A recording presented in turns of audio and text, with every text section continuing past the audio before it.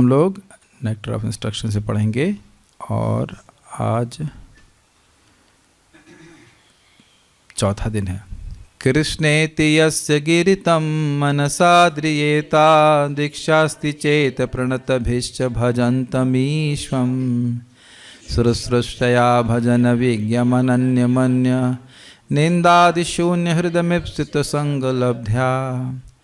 तो अब इसका अर्थ तो समझ ही रहे हैं। अब हम लोगों को कैसे दो प्रकार के विभिन्न भक्तों को आदर देना चाहिए, तो इसलिए कनिष्ठ अधिकारी के बारे में क्या बताया गया था, श्लोक देख लीजिए। अर्चयामेव हरये पूजाम यह श्रद्धये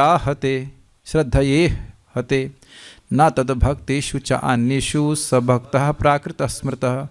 जो केवल हरि की पूजा करता है, उनकी अर्चना करता है। अर्चयाम मतलब अर्चा विग्रह में ही, अर्चा विग्रह की ही जो पूजा करता है श्री हरि की, बड़ी श्रद्धापूर्वक ये भगवान यहाँ पे हैं, यहाँ भगवान हैं, और इहते चेष्टा कर रहा है इस प्रकार सेवा करने की। तो लेकिन न तद भक्तेषु, उनके भक्तों को से, और न च अन्येषु, अन्यों से जो भक्त नहीं हैं उनसे कैसे बर्ताव करना चाहिए उसको नहीं पता है। तो वह भक्त प्राकृत है, मतलब भक्ताभास, भक्त जैसा लग रहा है, भक्त नहीं है। प्राकृत भक्त, भक्त प्राकृत स्तर पे नहीं होता है, तो इसलिए कह रहे हैं प्राकृत भक्त मतलब प्राकृत स्मृता मतलब मटीरियलिस्टिक डिवोटी, अभी भौतिक धरातल पे है। इसलिए कई बार लोग कहते हैं अरे वो तो डिवोटी है, डिवोटी है, और डिवोटी होकर के ये इतना झगड़ा क्यों कर रहा है, क्योंकि अभी वो डिवोटी नहीं हुआ है। कृष्ण भक्त शांत निष्काम अतएव शांत। तो शांत व्यक्ति झगड़ा करता है।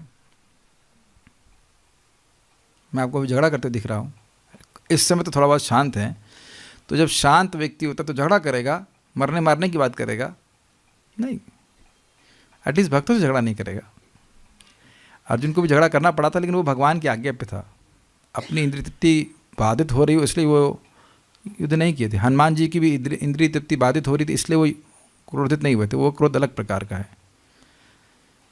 ईश्वरे तद अधीनेषु बालिशेषु द्विषत्सु च प्रेम मैत्री कृपोपेक्षा यह करोति स मध्यमा।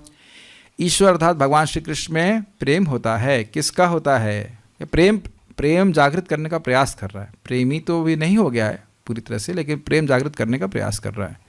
प्रेम करता है मतलब सेवा करता है। तो सेवा तो कनिष्ठ भी कर रहा था, तो यहाँ पे वह भगवान की सेवा कर रहा है।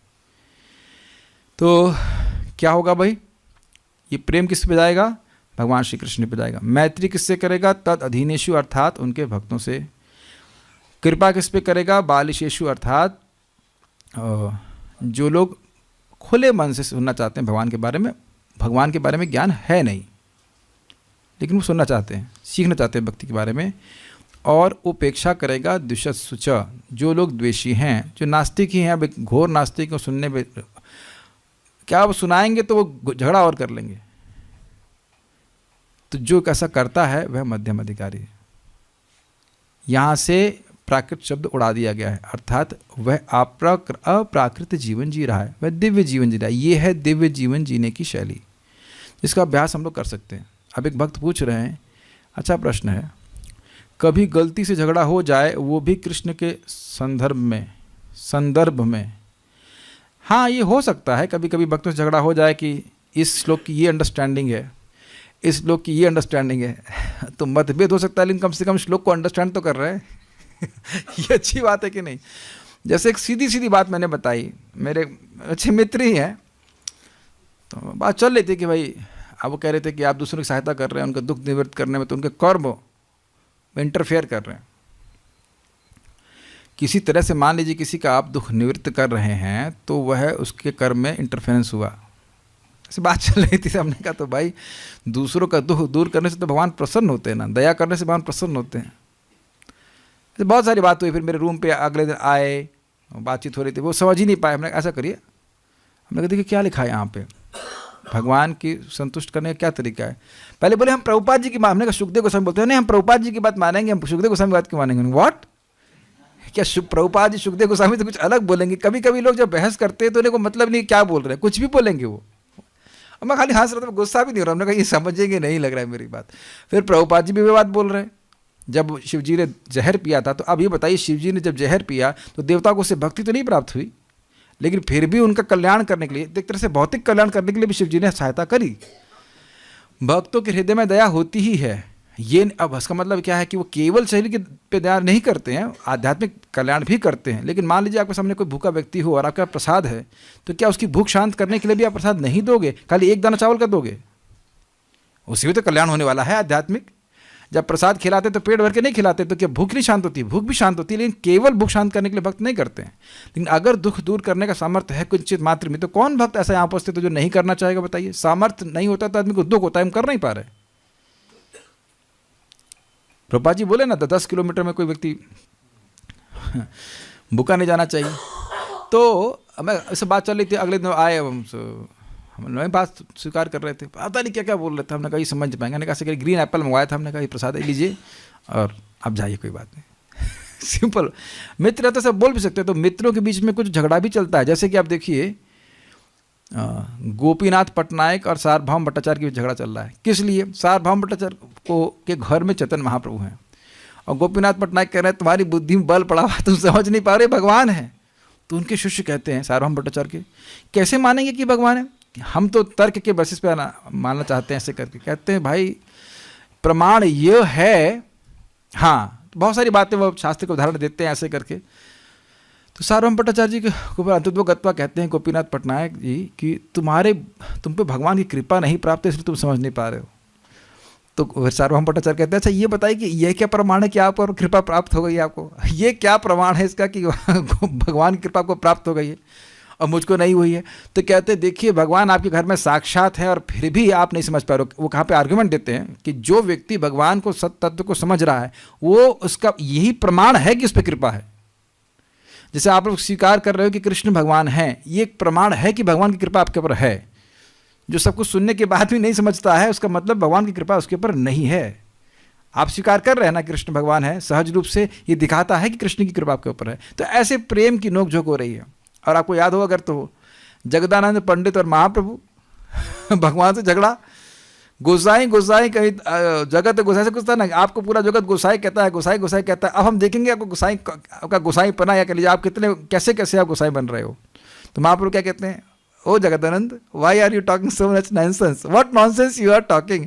तो देखिए प्रेम के आपस में झगड़ा हो जाता है, लेकिन वो प्रेम कलह है, उससे प्रेम बढ़ जाता है। तो अब आप देखिए कि अगर भक्त से कुछ प्रकार का झुनझुन हो रहा है, मान लीजिए झेंझे भी हो गई, क्या उससे आपका प्रेम बढ़ा कि प्रेम कम हुआ? क्या आप उसकी दोबारा शक्ल देखना भी नहीं चाहते? तब गड़बड़ हो जाती है। रिजल्ट से देखिए ना। तो जनरली हमारे संग हो जाता है ऐसे झगड़ा, इसलिए झगड़ा नहीं करना चाहिए। वो एक अलग लेवल की बात हो रही है। मैं एग्जाम्पल दे रहा हूँ कि कभी कभी प्रेम में भी कलह होती है। भगवान स्वयं रुक्मिणी जी से झगड़ा करना चाहते थे कि वो कुछ तैर कर बोलें, तो एक अलग चीज़ है, वो एक अलग ही जोन चला गया जहाँ आप बहुत प्रेम करते हो। अगर ये प्रेम होता है तो आप गाली भी दे सकते हैं, गाली का मतलब डांट सकते हैं कस के। ऐसा नहीं करते कभी आप लोग? जब बहुत प्रेम होता है, मान लो आपका कोई जूनियर भी है तो गलत कुछ कर रहा हो तो कस के आप डांट भी सकते हैं, क्योंकि अत्यंत हितरी ये कहाँ जा रहा है, क्या कर रहा है, ऐसा करके बोल सकते हैं। But that is not offence. अगर हमारे किसी के प्रति हित भावना है और वाकई जेन्युइन हित भावना है तो उसको बुरा नहीं लगेगा। तो ये बातें कभी हम सीधे चलते हैं, ज़्यादा पॉइंट्स नहीं ले रहे हैं। सीधी पॉइंट ये है कि भक्तों से झगड़ा नहीं करना चाहिए। देखो झगड़ा हुआ तो उसे शक्ल नहीं देखना चाहेंगे, है कि नहीं? ये होता है कि नहीं?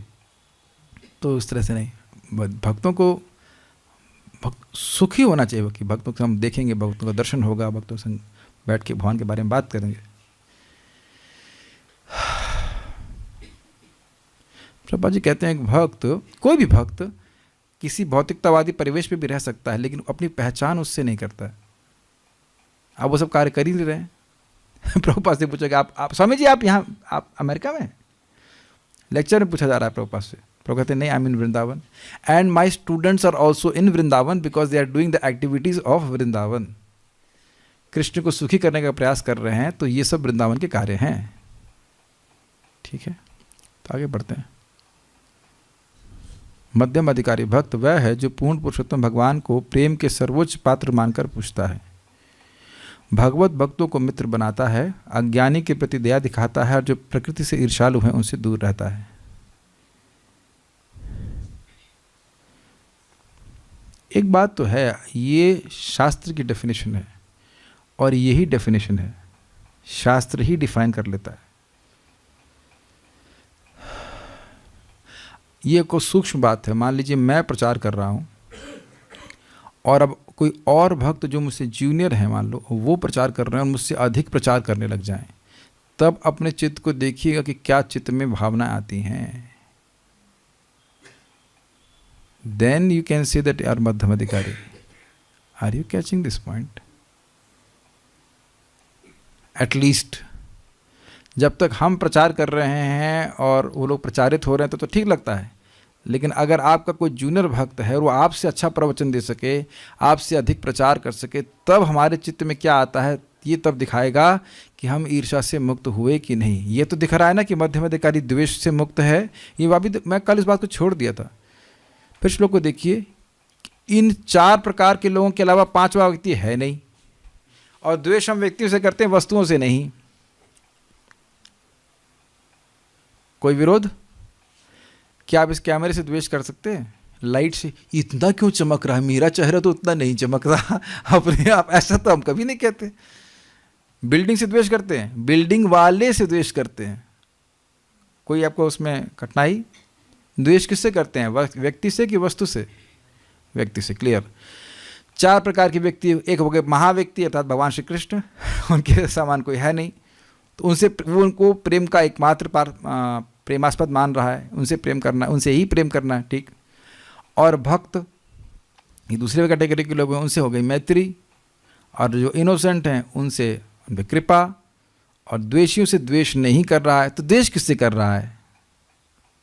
अब बताइए, किससे द्वेष कर रहा है? निर्मत्सर हो गया कि नहीं? बहुत अच्छा श्लोक था, इसलिए मैं कल पूरा उसको तृप्ति नहीं उसको जिसको डिस्कशन करने हुआ है। ये देख रहे हैं ना, द्वेष नहीं, तो द्वेष नहीं है तो नाम में रुचि मिलेगी। अग्रीड? सभी को आदर कर रहा है कि नहीं? क्योंकि 5वां व्यक्ति 5वीं टाइप का व्यक्ति है नहीं। मानते हैं आप कि सभी को आदर कर रहा है और स्वयं के आदर की इच्छा नहीं है? तृणादपि सुनी चेना तरोरपि सहिष्णुना अमानिना मान देना कीर्तनिया सदा हरि। खाली ये कहते रहे मैं तो बहुत नीचे हूँ, मैं नीच हूँ, तो मैं तो नीच हूँ और तुम भी नीच हो ये भावना नहीं होनी चाहिए। ये समझ रहे हो कि नहीं? मैं नीच हूँ लेकिन तुम ऊपर नहीं हो।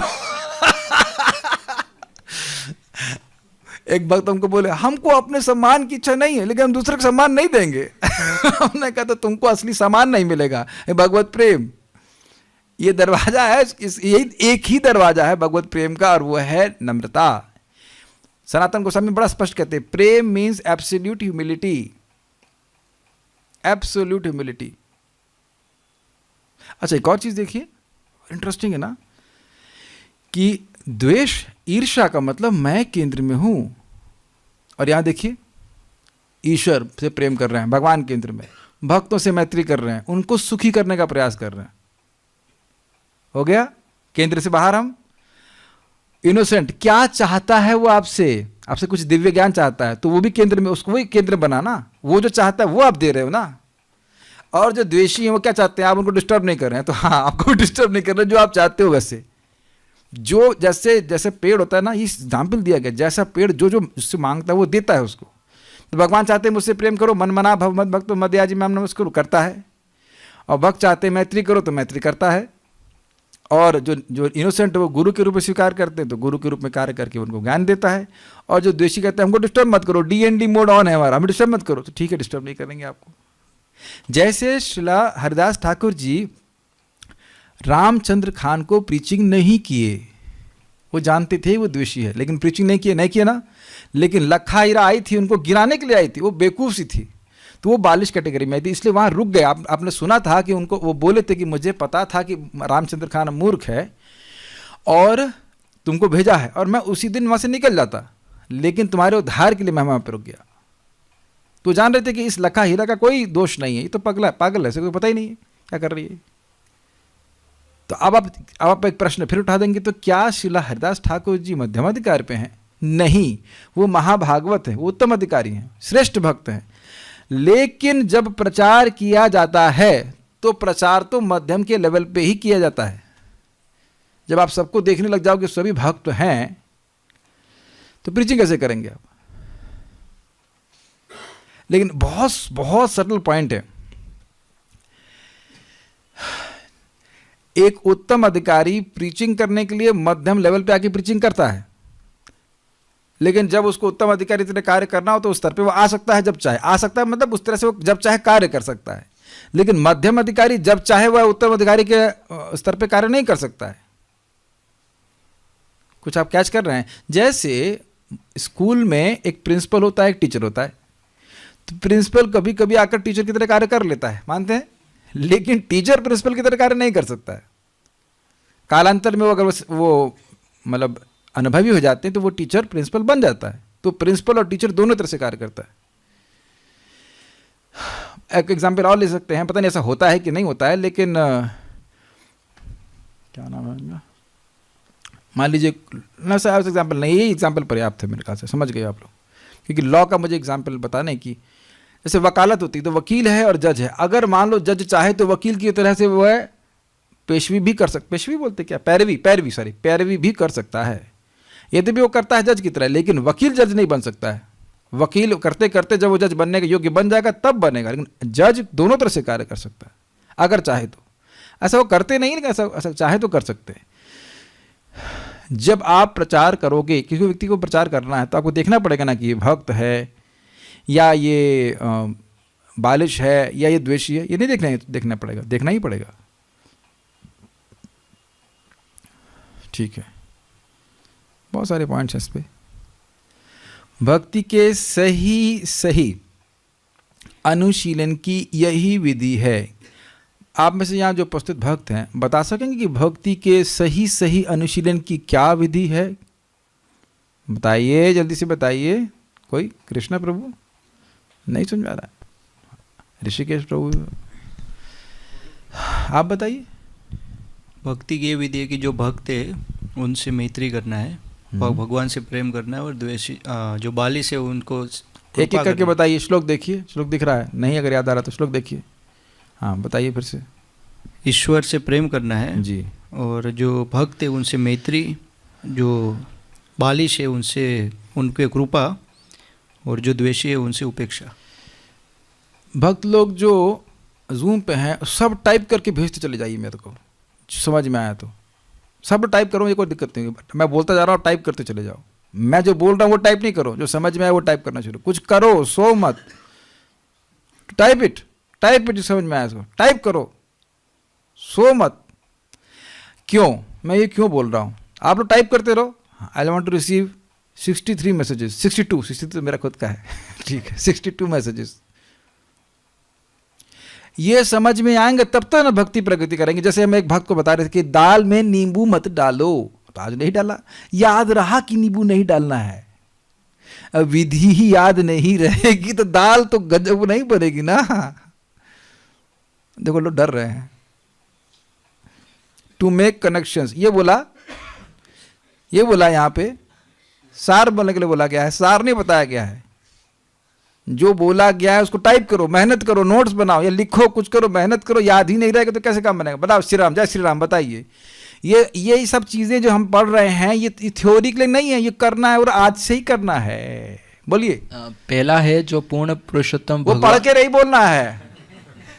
ये ऐसा नहीं कि दाल बना रहे हैं, देखे कितनी नींबू, अच्छा नींबू डालने को बोला था कि नहीं बोला था, ऐसे नहीं है मेरे बाप, ऐसे नहीं सीखना है। क्या सीखा आपने? हाँ, तो पहला है तो भगवान को वो पूजता है ना, और दूसरा जो भागवत भक्त है उनसे मैत्री करता है, और तीसरा जो अज्ञानी है उनके प्रति दया दिखाता है, और चौथा जो ईर्ष्यालु है उनसे दूर रहता है। हाँ, दूर रहता है, लेकिन दूर रहने के बाद भी व्यक्ति द्वेष कर सकता है। और तब बगल में रह रहा हो तब दूर कैसे रहोगे? मान लो व्यक्ति आपके बगल में घर के पड़ोसी रह गया, तो जनरली ऐसे निकलते हैं पड़ोसी इनको बड़ी भगवान ने पड़ोसी सेट करके रखते हैं। एकदम भक्त के बगल में रहना है, भक्त सन्निवास भक्त के पास भी रखते हैं, जो गाली देगा। क्यों ये लोग कीर्तन क्यों कर रही है, ठिकाना। तो ठीक है, अच्छा लग रहा है, भक्त दे रहे हैं मैसेज, अच्छी बात है। इसको याद कर लेना, ईश्वरे तदधीनेषु बालिशेषु दुष्यस्तु च प्रेम मैत्री कृपापेक्षा यह करोति स मध्यमा। ठीक है। एक भक्त पूछ रहे हैं कि द्वेष न करने का मतलब क्या है, उनसे प्रभावित नहीं होना। हाँ, प्रभावित नहीं होना, अपनी भक्ति करते रहना और उनसे भी द्वेष नहीं करना, क्योंकि उनको पता नहीं है कि वो क्या बोल रहे हैं। एक क्या था, बंगाली प्रभु बोले थे ना, वो पागल व्यक्ति क्या बकरी क्या ना खाए और पागल क्या ना बोले। बकरी क्या नहीं खा सकती और पागल व्यक्ति क्या नहीं बोलेगा। जो व्यक्ति अपने को नहीं जा रहा है, वो जान रहा है, वो कुछ ना कुछ बक बक बक बक करेगा ही ना। अरे तुम लोग पागल हो गए हो, ये हरे कृष्णा करते हो। जैसे कि एक महान भक्त हुए खोला बेचा श्रीधर, अब उनको नाम में अत्यंत प्रगाढ़ रुचि थी और वो अब रात भर हरे कृष्णा करते, तो बगल वाले लोग बोलते, हाँ खाने को नहीं मिल रहा है ना, भूखा मर रहा ना, इसलिए रो रहा है, नींद नहीं आ रही तेरे को ऐसे करके।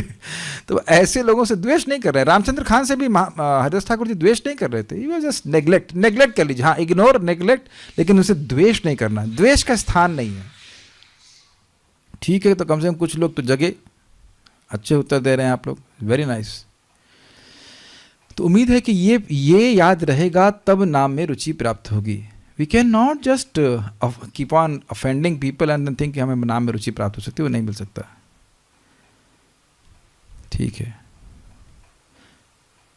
अब एक भक्त ने लिखा यहाँ पे, हम भगवान से प्रेम करते हैं तो भगवान हमारे साथ आदान प्रदान करते हैं। मैंने ये लिखने के लिए नहीं कहा था मैंने ये कहा था कि श्लोक के अनुसार कैसे चलेगा। अच्छा, ये प्रश्न करें, हमें कैसे मालूम चलेगा? ओ, हम भगवान से प्रेम करते हैं तो भगवान हमारे साथ आदान प्रदान करते हैं। आप जब प्रेम नहीं करते हो तब भी आदान प्रदान करते हैं।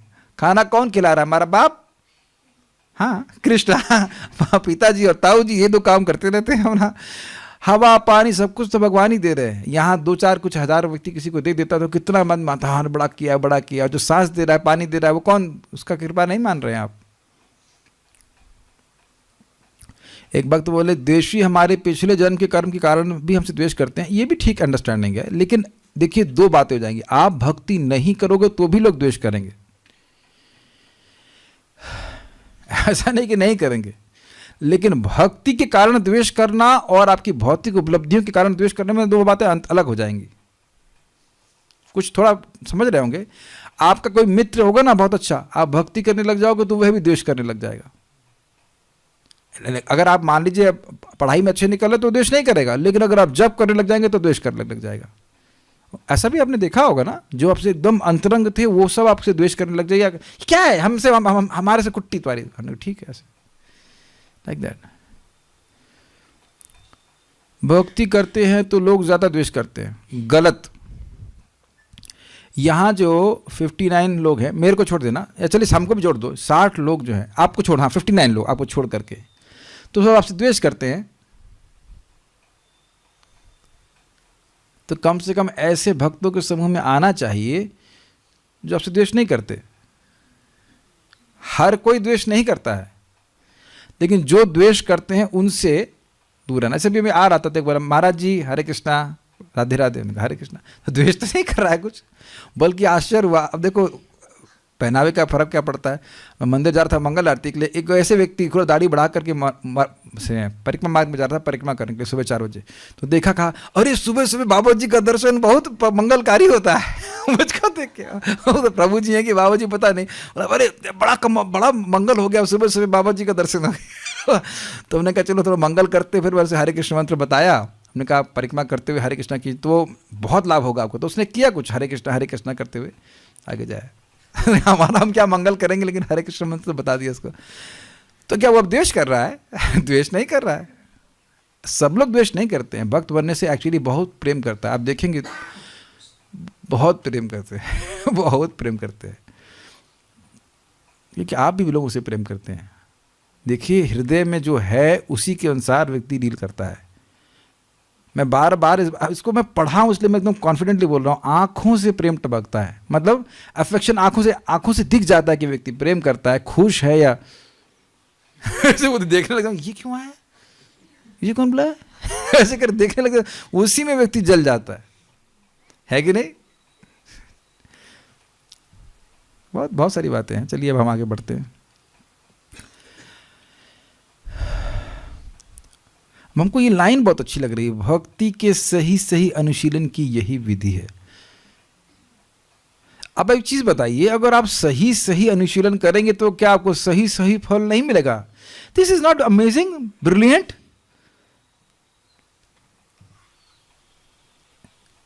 सही सही दवा खाएंगे एकदम ठीक ठीक तो आपको रिजल्ट नहीं मिलेगा। और आप एक व्यक्ति हाथ खड़ा कर दे कि ये श्लोक अप्लाई करने में कठिनाई है। क्या कठिनाई है? क्या भक्तों से मैत्री करने में कोई दिक्कत है? लेकिन पता दिक्कत कहाँ होगी? जब हम लोग साथ में आकर कृष्ण कथा नहीं करते, उन भक्तों से मैत्री करना बहुत मुश्किल होता है। अग्रीड? और जिनसे कृष्ण कथा के द्वारा बॉन्ड है, उनसे झगड़ा करना असंभव है। एक्चुअली मेरी कमजोरी है, मतलब ये कमजोरी हमें मिल रही है उधर से, ऊपर से श्रील भक्ति सिद्धांत ठाकुर जी, और वही कमजोरी प्रभुपाद जी की थी, और वही कमजोरी हमारे सबकी आ रही है। क्या कमजोरी है? जो कृष्ण कथा में रुचि रखता है उसमें हम रुचि रखते हैं। ये कमजोरी है। बड़ा सुंदर शब्द है उनका, anyone who is interested in Krishna katha is a dear most friend. आपको याद है ना, प्रभुपाद जी सुने थे 6 घंटा, और उनके गुरु महाराज के, I have, you don't have to recommend him, I have marked him, he likes to hear। Prabhupada ji की दीक्षा के लिए एकमात्र योग्यता उनके गुरु महाराज ने देखी कि वह सुनना चाहता है। और यही देखिए सुखदेव गोस्वामी जो किसी में आसक्त नहीं, वो परीक्षित महाराज जो कह रहे हैं कि तुम्हारा जो आग्रह है कृष्ण कथा सुनने का, इससे तुम कथा को नवीन बना रहे हो, एवर फ्रेश बना रहे हो। जैसे मान लीजिए कोई सुने, ये तो आप बोल चुके हैं, तो अब आप बोलने को उत्साह नहीं रखेंगे ना। This is such a nice, ये शायद मैं पहली बार इस लाइन को देख रहा हूं, भक्ति के सही सही अनुशीलन की यही विधि है। तो आप उस पर विचार कीजिएगा। अगर जल्दी रिजल्ट चाहते हैं तो एकदम सही सही अनुशीलन करने का प्रयास। अनुशीलन का मतलब है अभ्यास, अर्थात हम इसमें फेल कर सकते हैं, करेंगे, झगड़ा हो जाएगा, किसी से द्वेष भी कर लेंगे, लेकिन फिर उसको ठीक करना चाहिए। किसी वक्त से झगड़ा हो जाए तो उससे माफ़ी मांग लेनी चाहिए, और अगर कोई माफ़ी मांग रहा है तो माफ़ कर भी देना चाहिए। इतना बड़ा अपराध नहीं कर दिया। क्या किसी को अब गरम तेल की कढ़ाई में डाल दिया है कोई? हाँ, किसी ने ऐसा तो नहीं किया गया ना। प्रहलाद महाराज तो तब भी अपराध नहीं लिए, तो इतना बड़ा क्या अपराध हमारे पर कर दिया गया कि हम जो अब इतना लेके चले। बहुत अच्छी बात गोविंद प्रभु जो कह रहे थे, महाराज जी के शिष्य परम पूज्य राधानाथ महाराज के, कह रहे कि मान लो कोई व्यक्ति आपके प्रति अपराध करके दुख में भी है, मान लो सच भी है, फिर भी हमको ये नहीं सोचना चाहिए कि अच्छा मेरे प्रति अपराध किया ना इसलिए तुम दुख में है। हमको दुखी होना चाहिए उसके प्रति कि दुख में क्यों है। Then we are real devotees. Amrish Maharaj को देखिए, दुर्वासा मुनि कष्ट में थे और वो खुद पानी पी के रह गए, केवल खाना नहीं खाए 1 साल तक, कि मेरी वजह से इनको दुख हुआ है। What amazing person you will be, कि मेरी वजह से इनको दुख हुआ है। कितना सुंदर बात है। क्या अमरीश महाराज की वजह से दुख हुआ? अमरीश महाराज तो नहीं बोले कि कुछ हो उनके संग। देखिए हम इस सब बातें चर्चा करते हैं ना, तो हमारे दिल में स्प्रिया आती, काश हम ऐसे भक्त हो जाएं। मैं भी नहीं हूँ, मैं बिल्कुल नहीं हूँ इस तरह पे, लेकिन हमको कोई परेशान करता है तो हम लोग भाव आ जाता है गलत। लेकिन कितना सुंदर अमरीश महाराज का भाव है। अतएव इस श्लोक में श्री रूप गोस्वामी ने हमें उपदेश दिया है कि विभिन्न भक्तों के प्रति किस तरह व्यवहार किया जाए। ये देख रहे हैं कि ये श्रील रूप गोस्वामी जी का अत्यंत कृपा है हमारे ऊपर, affection, super affection of Srila रूप गोस्वामी। ये सबको दिख गया कि श्रील रूप गोस्वामी जी का ये प्रगाढ़, क्या कह सकते हैं, स्नेह है हमारे प्रति। हम जैसे लोगों को जो भी भक्ति में एकदम बचा है, बालिश, ये मत करना हम 10 साल से 20 साल से कर रहे हैं। कितने लोगों को पता चल रहा है कि ये बात, यही भक्ति की सही सही अनुशीलन की विधि है? Please raise your hands. 1 आध 2 लोगों को किसी को पता होगा, वो भी सुने तो। और अगर तलवार उठा रहे हैं भक्तों के लिए तो किसी भी भक्त के प्रति आपको याद आ जाए कि हाँ भाई हमने गलत किया है, तो आप उनको सॉरी ज़रूर बोलिए, उसमें शर्माना नहीं चाहिए। आजकल तो कितना सुंदर व्यवस्था है, गाली भी दे सकते हैं चैट से और सॉरी भी बोल सकते हैं। Don't hold on to it, we are holding to our offences. अगर आपको कभी लगे कि हमने किसी का अपराध नहीं किया है, तो जो बोले हैं कुछ, उस पर ये धारणा कर लीजिए कि मान लो व्यक्ति अपने यश से अभिन्न होता अर्थात तो वहीं बैठा होता सामने, जब उसके बाद गुणों का व्याख्यान कर रहे हैं, तब उसे कैसा लगता। देन आपको अपने आप ही समझ में आ जाएगा कि हमने ये अपराध किया या नहीं किया। इसी रखे,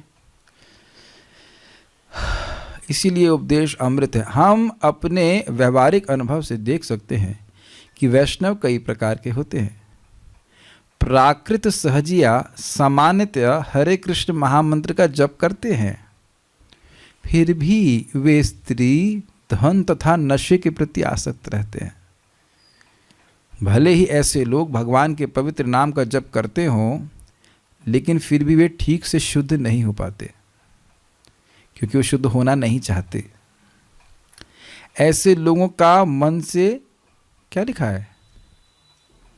आदर करना चाहिए, किंतु उनकी संगति से बचना चाहिए। जो अबोध हैं किंतु सहज ही बुरी संगति में पड़ गए, उन पर तभी दया दिखानी चाहिए जब वे शुद्ध भक्तों से उचित उपदेश ग्रहण करना चाहते हो। हाँ, ये तो बहुत अच्छी बात है सीखने के लिए। उपदेश उसी व्यक्ति को दिया जा सकता है जो रिसेप्टिव मेंटालिटी में हो। ये ग्लास एक समय में खाली था, ये पानी से भरा हुआ है। क्यों? क्योंकि ऐसी भावना में था कि मुझे पानी दो, मैं खाली हूं। अग्री? मुझे पूरा प्रॉप को दिखाने के लिए पूरा पानी पीना पड़ेगा। ओके, माय डियर डिवोटीज, अब भी ये ग्लास खाली है? ये ना बोल रहे हैं खाली है, तो पानी दीजिए ग्लास में। नहीं नहीं, पूरा नहा जाएगा, अभिषेक हो जाएगा। ऐसी अवस्था में पानी नहीं दिया जा सकता। बल्कि आप देखिए, अगर ये और बढ़ाया जाए, इस ग्लास को यथावत सीधा रख देंगे पानी के अंदर, तो भी हवा अंदर भरी रहेगी, पानी इसमें नहीं जाएगा। थोड़ा तो टेढ़ा करना पड़ेगा ना।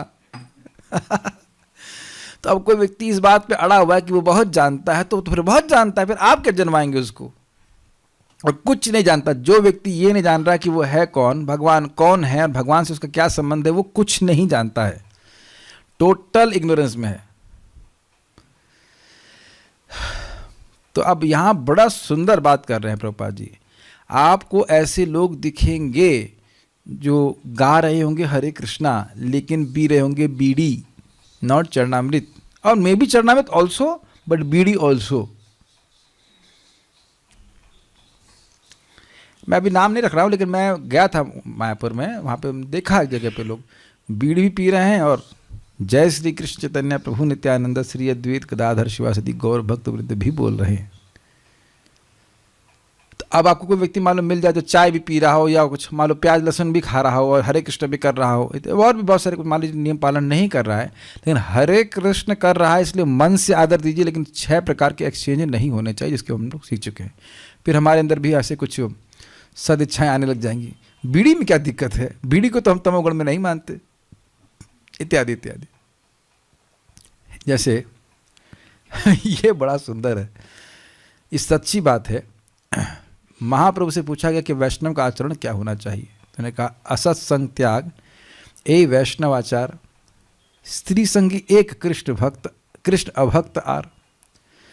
एक व्यक्ति को, एक भक्त को असत्संग नहीं करना चाहिए। तो पूछेंगे असत्संग क्या है? तो कहते हैं स्त्री संगी एक, कृष्ण अभक्त आर। जो व्यक्ति स्त्री संगी हो वो एक हुआ, एक व्यक्ति ऐसा जो स्त्री संगी है, स्त्री में आसक्त है, और दूसरा अभक्त है, उससे संग नहीं करना चाहिए। तो अब इन्होंने क्या, सहजियों ने क्या चेंज कर दिया?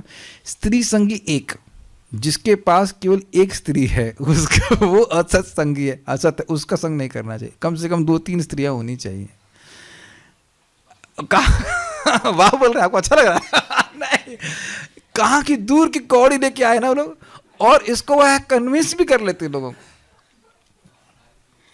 एक स्त्री रखें, 2-3 स्त्री, 4 स्त्री, 10 स्त्री रखेंगे, असत्संग नहीं करना है ना।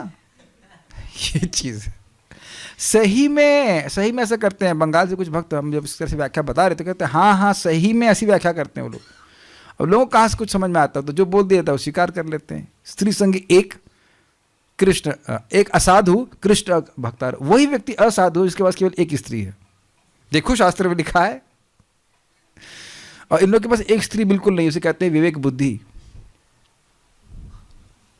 एक स्त्री सबके पास है ना बुद्धि, तो वो स्त्री इनके पास नहीं रहेगी। ये नहीं है कि कैसे एकदम स्त्री संगी एक असाधु कृष्ण भक्त आर। जो व्यक्ति स्त्री संगी वो एक असाधु है और दूसरा असाधु है कृष्ण का अभक्त यानी मायावादी। सीधा सीधा अर्थ है। तो उनकी संगति से बचना चाहिए। उनको प्रीचिंग करेंगे तो वो कुछ नहीं, वो आपको बात सुनेंगे ही नहीं, सुनेंगे ही नहीं। महाराज से विनोद कर रहे थे कि भगवान श्री कृष्ण के पास, भगवान विष्णु के पास गए थे ब्रह्मा जी, और उनके सब उनके पास नहीं गए थे, क्षीर सागर के पास में गए थे तट पे। और वो बोल रहे थे कि बड़ी दिक्कत हो रही है पृथ्वी में, आप अवतरण हुए। तो भगवान ने कहा मैं अवतरित होऊंगा, और जो देवियां हैं, नहीं नहीं यहाँ की बात नहीं, नहीं यहाँ की बात नहीं, वहाँ बात कर रहे थे ये समुद्र मंथन। समुद्र मंथन में भगवान ने सारी सहायता करी, लेकिन देवताओं से खूब मेहनत कराई। तो महाराज समझा रहे थे, जहाँ तक मैं अपने स्मरण से बोल रहा हूँ, अमृत महोत्सव में पढ़ा था, सुना था कि भगवान इतनी मेहनत क्यों कराए, जितवा देते देवताओं को। तो महाराज समझा रहे थे कि महाराज को भगवान को अच्छा लगता है कि भक्त कुछ काम करते हुए दिखें। ऐसा नहीं कि सब कुछ भगवान करें और भक्त बैठ के गांजा पिए। समझ आ गया, सब कृष्ण करने वाले हम बैठ के गांजा पिएंगे बस। तो ये नहीं होना चाहिए। एकदम क्लियर समझ में आया, यानी कि अब आपको क्या देखिए क्या करना है। मान लो कोई हरे कृष्णा कर रहा है, गांजा पी रहा है, बीड़ी पी रहा है, कुछ कर रहा है, उधर बस देखिए मत, आगे बढ़ जाइए। In the sense okay at least is standing Hare Krishna, ठीक है। और वो और उसके भगवान के बीच में है, उसके गुरु महाराज के जो भी गुरु हैं, जो भी हैं भगवान के बीच में, हमारी बात तो मानने वाला नहीं है। हमारी बात पी वो सुन करके वो बीड़ी नहीं छोड़ेगा, गांजा नहीं छोड़ेगा। क्या कहते हैं, एक ढीठ लोग समझते हैं, ढीठ समझते हैं, ढीठ लोग हैं ये, सुनने ही वाले नहीं हैं। जो सुनने ही वाले नहीं तो बोलने का क्या प्रयोजन है, वहाँ टाइम वेस्ट होगा। लेकिन दूसरा क्या कह रहे हैं, जो अबोध है किंतु सहज ही बुरी संगत में पड़ गए। कौन से ऐसे कौन से लोग हैं? श्रीला प्रभुपाद जी के शिष्य देखिए हिप्पी संप्रदाय में थे, सॉरी हिप्पी संप्रदाय मतलब ठीक है। एक संप्रदाय था सम्यक रूप से नशा प्रदान करने वाला, विद ऑल ड्यू रिस्पेक्ट। लेकिन वो पापाचरण कर रहे थे, चारों नियमों का भंग करने वाले थे, लेकिन प्रभुपाद जी की बात पे विश्वास करने वाले थे। हम स्पष्ट है। और देखो कितने महान डिवोटी बन गए सब लोग। Is it okay? तो ये देखने का सामर्थ्य होना होगा, तभी हम प्रचार कर पाएंगे। What do you think? मैं कहूँ कल से आपको जेमस्टोन्स में डील करना है, कर लेंगे आप लोग, है ना? कर लेंगे। बहुत कठिन होता है, हीटेड। मैं उससे बात कर रहा था अर्जुन जी से, ये हीटेड होता है, ये नॉन हीटेड होता है, उसका ये होता है, उसका वो होता है। हमने कितना समय लगा आपको समझने में? कहते 6 साल, एटलीस्ट 6 years। तो प्रचार करने में आप ये देख रहे हैं कि अगर प्रचार करना है तो ये सब बातें पता होनी चाहिए, किसको करना है किसको नहीं करना है। ये बात ध्यान रखिएगा कि किसी की स्थिति को, बाह्य स्थिति को देखकर आप एकदम नहीं कह सकते कि वो भक्त बनेगा नहीं। Is that okay? पापी हो सकता है लेकिन वह सुधरना चाहता है। मृगारी की देख लीजिए ना हालत, अजामिल की, सब शुद्ध भक्त बन गए। लखा हीरा, जगाई मधाई, तीन ही न जत छिलो, हरि नाम उधारिलो, तार साक्षी जगाई मधाई, तार साक्षी जगाई मधाई। जितने दीनहीन व्यक्ति हैं वो हरे कृष्ण मंत्र के द्वारा उनका उद्धार हुआ है, उसके साक्षी हैं जगाई मधाई। हाँ हमारा हुआ है, हमारा हुआ है, आप अन्य को भी लेके आइए। लेकिन जो ढीठ है वह नहीं कर सकता है। महाप्रभु इज नॉट कपटी पावन, इज पतित पावन। और बहुत इसमें कुछ घबराइए मत, बहुत सिंपल है। कोई वैद्य के पास जाए और हर बार वैद्य के पास जा रहा है, नाटक करा जाने का, दवा खाता ही नहीं है, तो फिर कैसे ठीक होगा बताइए? ये हो ही नहीं सकता कि सुबह उठ के कोई व्यक्ति नाम जब गंभीरता से करे, प्रभुपाद जी ग्रंथों को पढ़े, प्रसाद खाए और उसके बाद वो ठीक ना हो। ऐसा हो नहीं सकता है। It is impossible. और अगर नहीं हुआ इसका मतलब वो कर ही नहीं रहा है। हरे राम हरे राम हरे राम।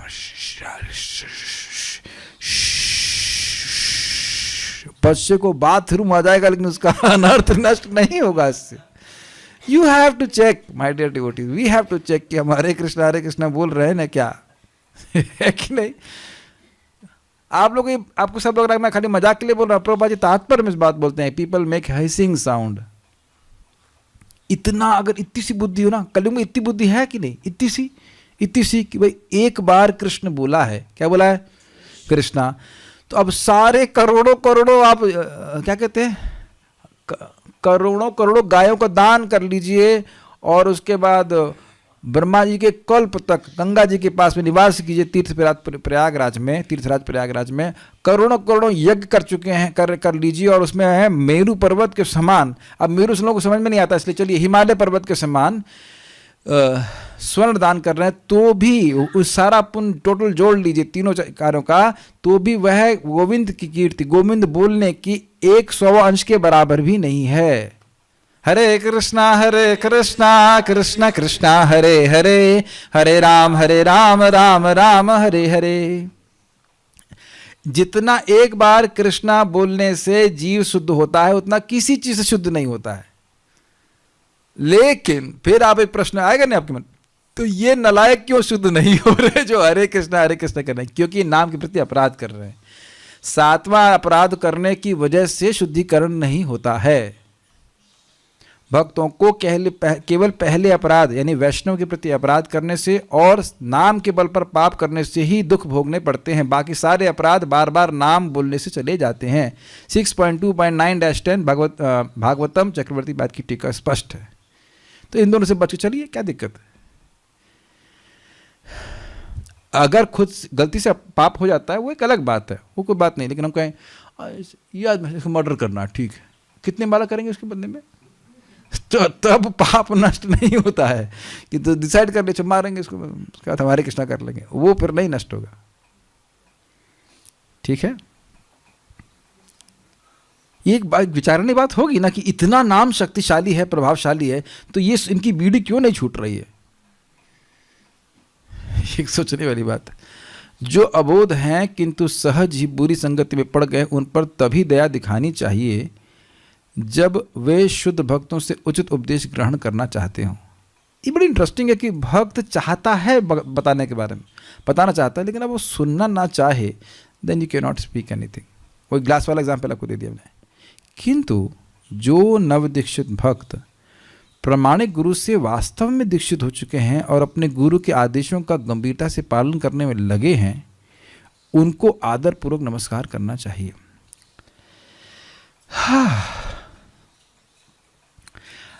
बड़ा अच्छा शब्द है, वास्तव में दीक्षित हो चुके हैं। इसका मतलब क्या है? This is brilliant. देखिए, अब इसका एक जो अर्थ में आज तक समझते आया था वो ये था कि हाँ, दीक्षा के मंडप में बैठा है, यही ना वास्तविक दीक्षा हुई है ना। Is it not? Is it not? है ना?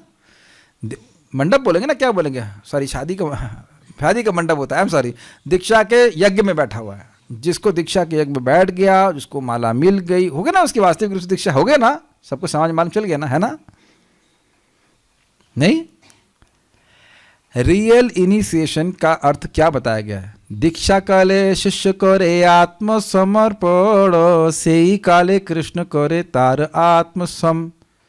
दीक्षा काले शिष्य करे आत्मसमर्पण, समझ में आ रहा है इसका अर्थ? दीक्षा के समय में शिष्य आत्मसमर्पण करता है, अर्थात गुरुदेव मैं आपके अनुसार चलूंगा। दीक्षा काले गुरु नहीं करे आत्मसमर्पण।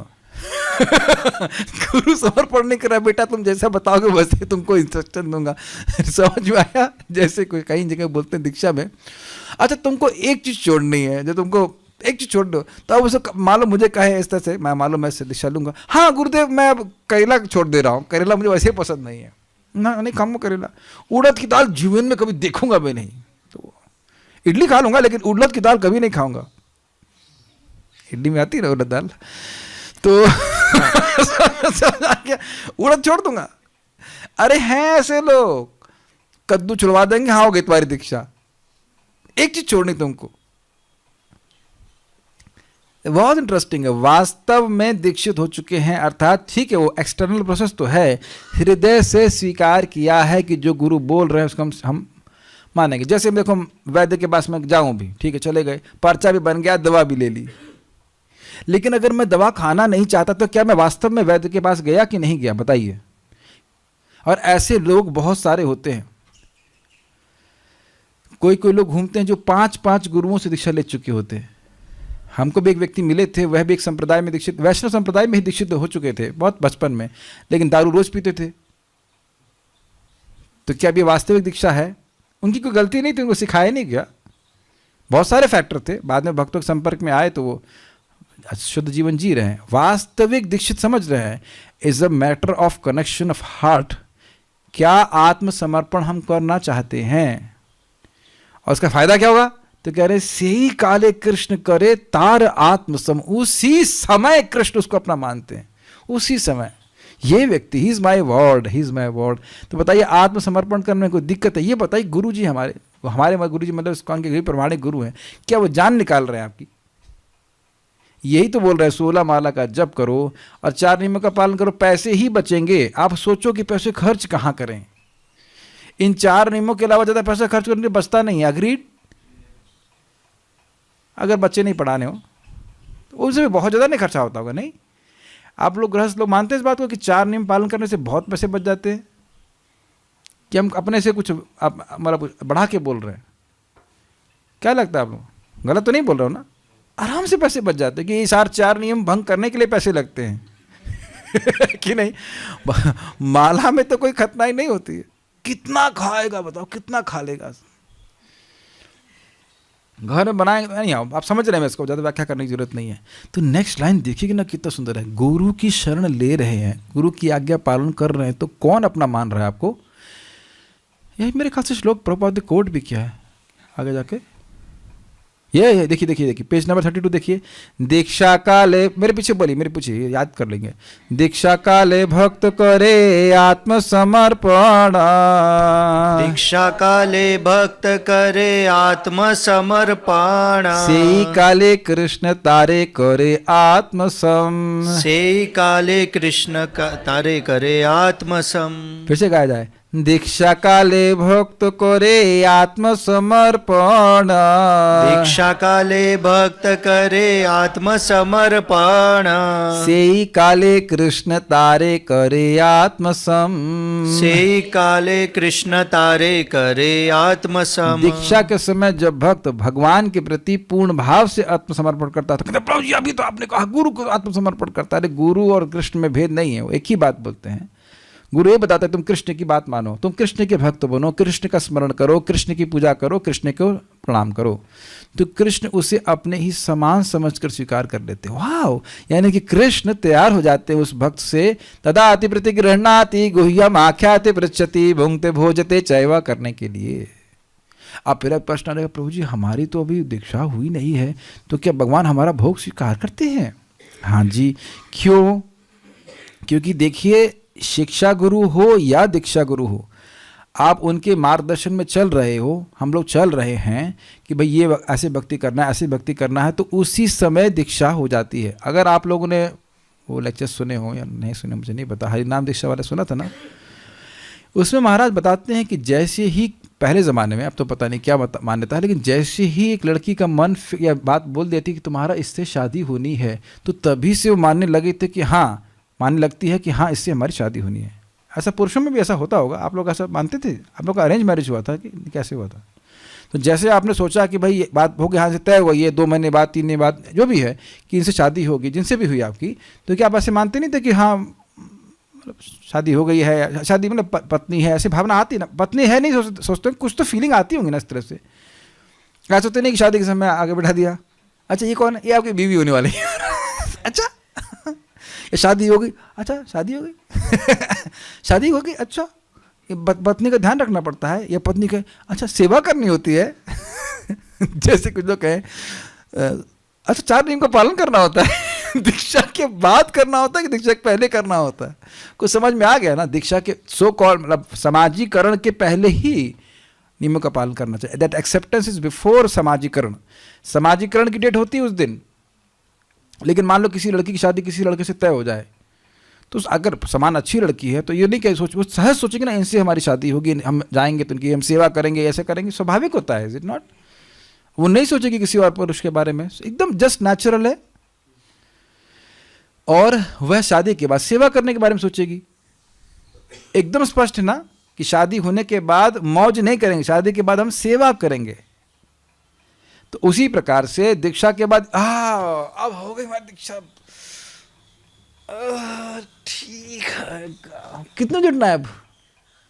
8 बजे ना, हाँ ठीक है। नहीं, ये बहुत बड़ी बीमारी लोगों की होती है कि दीक्षा हो गया और हम मुक्त हो गए, अब हम कुछ नहीं करना हमको। जी नहीं। और मुझे बड़ा इंटरेस्टिंग है, श्रील प्रभुपाद जी की एक शिष्या माता जी बता रही थी, मालती माता जी बोल रही थी कि उन्होंने प्रभुपाद से कहा कि सरस्वती की दीक्षा कर दीजिए आप। प्रभुपाद ने कहा she is already been initiated. और एक जगह प्रभुपाद चैतन्य चरितामृत में बताते हैं कि एक फॉर्मली दीक्षित भक्त भी मायावाद की फिलॉसफी से प्रभावित हो सकता है। दीक्षा हो गई लेकिन शिक्षा ग्रहण नहीं करी है, तो उसने संप्रदाय की टीचिंग्स को स्वीकार नहीं किया है। तो ये बहुत इंपॉर्टेंट है। वास्तविक दीक्षा का अर्थ समझ गए ना? और वास्तविक दीक्षा का मतलब क्या हुआ? अपने गुरु के आदेशों का गंभीरता से पालन करने में लगे हैं, ये है दीक्षा का अर्थ। जय गुरुदेव, जय गुरुदेव, बेटा 16 माला किया क्या? अभी तो 2 ही हुई है, इत्यादि, यह नहीं हो रही है, this is not good. Okay, आगे हम बहुत सारी बातें कल उस चर्चा करेंगे, बहुत अच्छा है। तो ऐसे भक्तों को आदर पूर्वक नमस्कार करना चाहिए, अर्थात जिनका फॉर्मल नामकरण हुआ है या नहीं हुआ है, लेकिन भक्तों की संगति में आकर गंभीरता से 16 माला का जप कर रहे हैं, 4 नियमों का पालन कर रहे हैं, उनको प्रणाम करना चाहिए। एक्चुअल बात तो ये है, लेकिन अब मुझे पता है कि लोग ऐसे स्वीकार नहीं करेंगे, तो अगर दूसरी तरह से देखें, जो उनकी दीक्षा हो गई उनको प्रणाम करना चाहिए। लेकिन दीक्षा का मतलब ही है जिसने दिव्य ज्ञान को स्वीकार किया है, अन्यथा वो कुछ भी हो जाए दीक्षा नहीं होती। ये भी देखा गया है ना, आजकल ज़्यादा देखा जा रहा है कि शादी हो जाती है और पत्नी सेवा ही नहीं करती है। हंस क्यों रहे हैं? नहीं करती क्या? मुझे नहीं पता, मुझे नहीं पता, लेकिन ऐसा भी देखा जाता है बहुत बार कि खाना नहीं बनाना चाहती है, सेवा नहीं करना चाहती है, तो दीक्षा वो सारी शादी हुई क्या? आप कह सकते हैं शादी हुई, लेकिन वो खाली मतलब क्या कह सकते हैं, फॉर्मेलिटी। हाँ, इसको महाराज बता रहे थे, कान फुकाओ गुरु। दीक्षा करवा रहे हैं, दीक्षा कर, कान फुकवा लो, कान फुकवा लो। बिहार में बता रहे थे ऐसा चलता है, कान फुकवा गुरु। उसको गुरु को कोई मतलब नहीं कि आप में कोई परिवर्तन आए, और आपको भी कोई मतलब नहीं गुरु जी से क्या मतलब है, गुरु जी क्या करते हैं, क्या दीक्षा दे, शिक्षा दे रहे हैं, कुछ कोई मतलब नहीं है। तो इस प्रकार की दीक्षा का कोई प्रयोजन नहीं, क्योंकि कोई आत्मसमर्पण नहीं है और गंभीरता से शिक्षाओं का पालन करने का कोई मतलब नहीं हुआ। So there has to be, वही बार बार मैं फिर से रिपीट कर रहा हूँ, परम पूज्य वृंदावन महाराज की बात की। दीक्षा लेना चाहते हो, लेकिन क्या शिष्यत्व आया है ना? अब मैं नहीं बोल रहा कि मुझ में आ गया है, क्योंकि हम सभी से पता है बीमारी क्या है, स्वैर आचरण। हम सब लोग वही करना चाहते हैं जो हमारा मन कहता है। तो इसलिए शास्त्र का जो गुरु का आदेश है वह पालन करने का प्रयास करना चाहिए। ये नहीं करता है मन, तो बस समझ लीजिए कि यही हमारी बीमारी है जिसका इलाज हो रहा है। मंगल आरती जाओ, जप करो, गुरु पूजा है, मतलब इसमें ऑब्वियसली सबका अलग अलग हिसाब किताब है। किसी का कोई नौकरी पर जाना हो तो सारा नहीं कर पाए, कम से कम 16 माला का जप, 16 राउंड्स फर्स्ट इंस्ट्रक्शन है स्पिरिचुअल मास्टर का। ऑब्वियसली इस सब पे बहुत सारे शेड्स हैं, कोई नया व्यक्ति तो 16 माला नहीं कर पाएगा, लेकिन वाकई दीक्षा के स्तर पे आ गया, मतलब उसको कन्विंस होना चाहिए कि 16 माला जप सबसे इंपॉर्टेंट इंस्ट्रक्शन है। नहीं तो दीक्षा मत लीजिए, चाहे कहीं से, एटलीस्ट हम इस्कॉन की बात कर रहे हैं। यदि आप स्वयं कन्विंस नहीं हुए कि आप हम रोज 16 माला करेंगे, तो आप दीक्षा के आप योग्य नहीं हुए हैं। जुगाड़बाजी से दीक्षा नहीं ली जाती है, उससे नहीं बचोगे। मतलब थोड़ा मैं स्ट्रांगली बोल रहा हूँ, उससे नहीं बचेगा कि जुगाड़बाजी से इससे उनसे दिशा ले लेंगे। अगर आपको मेरी बात पे विश्वास नहीं हो रहा है, तो आप इंग्लिश में तो हम लोग सुन चुके हैं, अनावर्ती शब्दात महाराज परम पूज्य भक्ति विज्ञान महाराज इसको बिल्कुल बढ़िया से समझा रहे हैं कि कुछ लोगों के दिमाग में फतूर घुसा हुआ है कि एक महाभागवत से हम दीक्षा लेंगे, करेंगे कुछ नहीं तो हम जरूर उद्धार हो जाएगा हमारा। क्यों फिर शिला प्रभुपाद जी ने बोला कि मेरे 80% डिसाइपल्स स्वर्ग जाएंगे। क्या प्रभुपाद जी महाभागवत नहीं, महाभागवत हैं, गोलोक से आए हुए पार्षद हैं, लेकिन क्या कर सकते हैं, जब नियम नहीं पालन करेगा तो व्यक्ति क्या कर सकते हैं। ये बहुत अच्छी बात है। वास्तविक दीक्षा का अर्थ समझे, जो नियम पालन करना चाहता है, कर रहा है गंभीरता से, देन ही इज क्वालिफाइड, उसमें शिष्यत्व आया है तो उसको प्रणाम करना चाहिए। मैं कुछ प्रश्न देख लेता हूँ। महामाया और माया में क्या अंतर है? वेल, एक ही बात है, कभी माया कहते हैं, कभी इसको महामाया कहते हैं। एक माता जी को लेकर मैं जजमेंटल हूँ, जाती हूँ और उनके प्रति थोड़ा सा द्वेष आता है, अपनी इस कमी से कैसे ऊपर उठ सकते हैं? देखिए, एक बात समझिए, आप जजमेंटल का मतलब क्या? आप खुद ही सोचने लग जाए ना कि ये ऐसा सोच रहा है, वो ऐसा सोच रहा है, ऐसा होगा वैसा होगा, तो पूछ लीजिए कि हम ऐसा, बहुत इजी तरीका होता है, आप अपने हृदय को रिवील कर दीजिए कि देखिए हमसे ऐसा ऐसा बात आपके मन में आ रहा है, आप हमें क्षमा कर दीजिएगा, वो क्लैरिफाई कर देंगे। ये बहुत ब्याज भी एक भक्त को समझा रहा था, देखिए ऐसा मत कीजिए, वो चुप बैठे हुए। हमने कहा आपको कोई गुस्सा है या कुछ गलती है तो आप मुझे बताइए कि मेरे से क्या, मतलब क्या परेशानी, हम सॉर्ट आउट करेंगे। लेकिन चुप रहने से दिक्कत हो जाती है कि नहीं? कभी कभी अपने मन से सोचने लगते हैं, ये हमसे दुखी हैं, हमसे क्रोध हैं, ये है फलान ढमकाना इत्यादि इत्यादि। ऐसा चीज़ ठीक नहीं है। एक हमको नहीं, वो हम बात नहीं बोल, सिंपल बात है कि ओपनिंग अप द हार्ट, मुख से कुछ बोलिए या चैट कर के द्वारा किसी तरह से बताइए। Don't hold unnecessary judgmental things, मत रखिए। कौन व्यक्ति की स्थिति में, मान लो जैसे अभी, जैसे मैं सिंपल सी बात है, मैं प्रायः मंगल आरती नहीं जा पा रहा हूँ कि मेरा स्वास्थ्य ठीक नहीं है अभी। अब कोई व्यक्ति कहे नहीं ये तो बोल रहे हैं मंगल आरती जाने के लिए, खुद नहीं जा पा रहे हैं। उठ रहा हूँ लेकिन मैं पहुँच नहीं पा रहा हूँ। ऐसा मेरे को शौक नहीं है कि मैं वहाँ पे ना जाऊँ। मुझे दवा बता दो मैं ठीक हो जाऊँगा, मैं कल से पहुँचता हूँ फटाक से। Is it not? और मैं जब था, मैं पहले बीमार पड़ता ही नहीं था क्या खूब आराम से जाते थे। हमने कहा ये बीमारी क्या चीज़ होती है बीमारी किस चिड़े का नाम है? नहीं होते थे। अब इस समय होता है कुछ समय, कभी हम कांस्टेंट आप हल्के हल्के बीमार रहते हो तो दिक्कत हो जाती है। तो मेरे लिए अभी मैं अगर अपनी बात करूँ तो सीधे पहली चीज़ मैं देखता हूँ, सुबह उठ कर मुझे 16 माला करनी है, नहीं तो मेरे दिन में नहीं होएगी। तो उसके लिए मैं कुछ भी कॉम्प्रोमाइज़ करने के लिए तैयार हूँ। First instruction the spiritual master is to chant 16 rounds. ये चीज़ है। अब उसके लिए कोई कहे कि प्रभु जी तो इसमें नहीं आते, तो ऐसा नहीं कर रहे, वैसा नहीं कर रहे, तो ये जजमेंटल हो जाएगा ना। तब पूछ, अगर मान लो डाउट आ भी रहा तो आप पूछ लीजिए, ठीक है, पूछने कोई दिक्कत नहीं है। इज हिसिंग साउंड इन जपा इक्विवेलेंट टू नामाभास? नहीं, नामापराध ये हिसिंग साउंड जो है नामाभास नहीं। कहाँ से आइडिया आ गया आपको? नामाभास नहीं है, ये नाम अपराध है।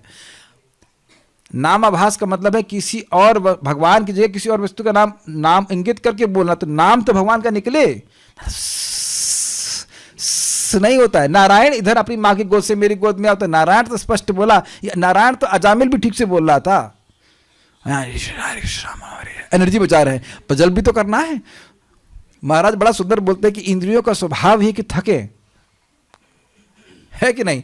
तो इनको भगवान की सेवा में थकाओ कितना सुंदर है। हरे कृष्णा बोलने में थकते हैं, थकाओ ताकि इंद्रियां और कुछ बोलने के लायक न रहे।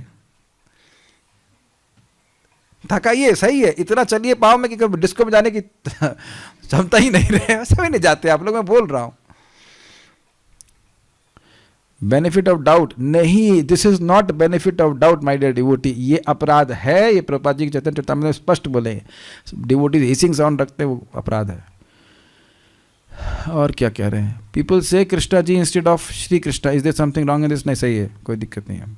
भगवान जी, श्री भगवान, कोई दिक्कत नहीं है। Prabhu ji, how to mentally offer food to Krishna as in hostel mess, we don't know whether it the staff offer to Bhagwan और नॉट। देखिए, अगर कह रहे हैं मन में भगवान को कैसे अर्पित करें, अब पता नहीं मन में कैसे अर्पित करें, हमें तो समझ में नहीं आ रहा। देखिए, अब आप लोग की मेस में जो खाना बनता है वो उसमें प्याज लहसुन पड़ा रहता है, तो उसको तो अर्पित नहीं कर सकता। जब मैं आऊँगा तभी खिलाऊंगा आप लोगों को, और कोई तरीका नहीं है। या फिर अपने पास आप कुछ ड्राई फ्रूट रख लीजिए, कुछ फ्रूट्स रख सकते हैं, वो आप अर्पित कर सकते हैं। तो कुछ पेट में प्रसादम जरूर जाएगा। एक बहुत सिंपल तरीका जो आइडिया हम बता रहे हैं, जल लीजिए और जल भगवान की फोटो से हम रख दीजिए। उस जल को ऐसे आइडिया दे रहा हूँ, एक स्प्रे में डाल दीजिए, खाने के ऊपर स्प्रे कर दीजिए, तो कुछ प्रसादम का अंश चला जाएगा। और कोई तरीका नहीं समझा सकता मैं, क्या करूँ बताइए? चावल पे डाल दीजिए, चावल प्रसादम बन जाएगा। थोड़ा दाल मिला सकते हैं, और क्या कर सकते हैं? अब कॉलेज में तो खाने को अलाउड नहीं, बनाना नहीं अलाउड होता है। So will stop here now. Shri Upadeshamrita की जय, श्रील प्रभुपाद की जय, निताय गौर प्रेमानंदे।